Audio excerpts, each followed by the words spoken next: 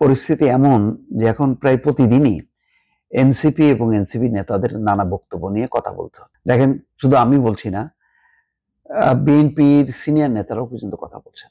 কথা বলার কারণ হলো এই, যখন নির্বাচনের ব্যাপারে একেবারেই খুব সিরিয়াস পজিশনে চলে গেছে সরকার, এবং তারা বলছে যে এখন তাদের একমাত্র লক্ষ্য, মানে দ্বিতীয় পর্যায়ে, প্রথম পর্যায়ে শেষ হয়েছে সংস্কার, বিচার টিচার নিয়ে সেই ধাপগুলো অনেক দূর আগাইছে। এখন লক্ষ্য হচ্ছে একটা ভালো নির্বাচন, সুষ্ঠু নির্বাচন। এবং নির্বাচন কমিশনার, প্রধান নির্বাচন কমিশনার সিইসির বক্তব্য হচ্ছে সেরা একটা সুন্দর নির্বাচন উপহার দেবে।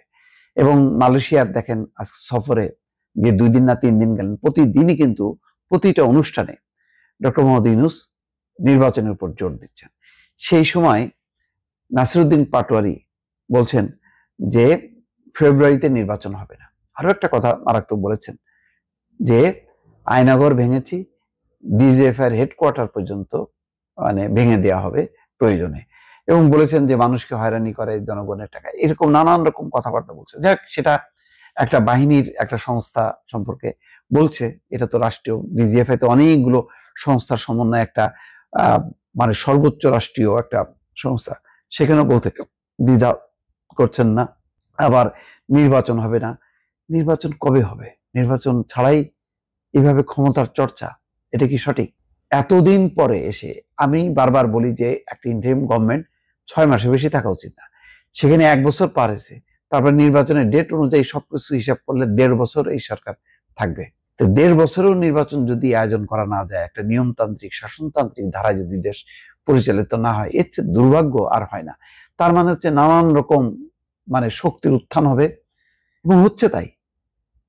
সেগুলো আর ঠেকানো যাবে না, কারণ এতগুলো শক্তি থাকলে কোনোটাই আর নিয়ন্ত্রণ করা যায় না। এখন একটা বিশৃঙ্খল অবস্থার মধ্যে চলছে বাংলাদেশে। তো সেই অবস্থায় নাসিরউদ্দিন পাটোয়ারিকে উদ্দেশ্য করে রুহুল কবির রিজভী বলছেন, মঙ্গলবার এনসিপির এক নেতা নির্দ্বিধায় বলে গেলেন ফেব্রুয়ারিতে নির্বাচন হবে না। তো ভাই, কখন হবে? আপনার বক্তৃতার মধ্যে দেখলাম হাসিনা যে টোনে কথা বলতেন, সেই টোনটাই আপনার কণ্ঠ থেকে বেরিয়ে এসছে। আর একটা কর্তৃত্ববাদী শাসনের সুর, কর্তৃত্ববাদী শাসকের যে মনোভাব, আমরা তা আপনার বক্তব্যে পেলাম। বুধবার বিকেল 5:30টার দিকে চট্টগ্রাম উত্তরে সাতকানিয়ায় কালিয়াইশ গ্রামে আমরা বিএনপি পরিবারের আয়োজনে মানবিক সহায়তা প্রদান অনুষ্ঠানে প্রধান অতিথির বক্তব্যে রিজভী এই কথা বলেন।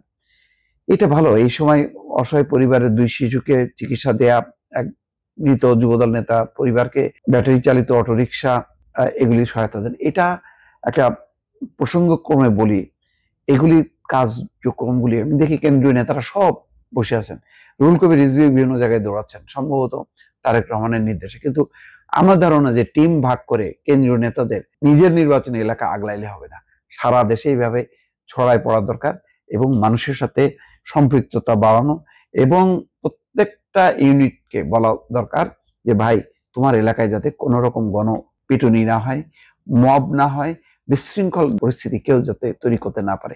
রাজনৈতিক শক্তিকে ব্যবহার করা দরকার মানুষকে রক্ষা করার জন্য। যাক, এখানে বলি যে এই কথাটা নাসিরউদ্দিন পাটোয়ারি বলেছেন যে নির্বাচন হইতে পারবে না।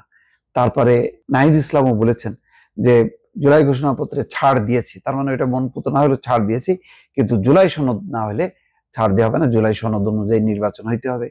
ওই জামাত ইসলামী কথা বলছেন। এখন জামাত এনসিপি মিলে যদি এখন তারা এই সব ইস্যুতে রাস্তায় নেমে পড়ে, তাহলে তো বিপদ।